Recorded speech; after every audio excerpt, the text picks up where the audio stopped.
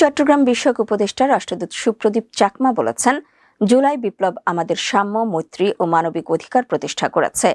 এই বিপ্লবের চেতনা ধারণ করে সবাইকে একসঙ্গে দেশ গড়ার কাজে এগিয়ে যেতে হবে। 16 জুলাই বুধবার ঢাকার বেইলি রোডে পার্বত্য চট্টগ্রাম কমপ্লেক্স ভবনের অডিটোরিয়ামে আয়োজিত জুলাই শহীদ দিবস উপলক্ষে অনুষ্ঠিত দোয়া মাহফিলে প্রধান অতিথির বক্তব্যে তিনি এসব কথা বলেন। এই অনুষ্ঠানের আয়োজন করে পার্বত্য চট্টগ্রাম বিষয়ক মন্ত্রণালয়।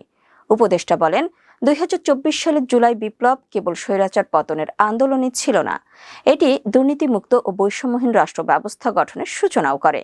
এই বিপ্লব বাংলাদেশের মানুষের ভাগ্য পরিবর্তনের পথ রচনা করেছে। তিনি আরও বলেন, আজ আমি উপদেষ্টা হিসেবে দায়িত্ব পালন করছি শহীদদের আত্মত্যাগের কারণেই।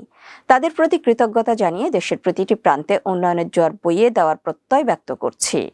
শহীদদের স্মরণে তিনি ঘোষণা দেন, আগামী 27 জুলাই পার্বত্য 3 জেলায় 15,000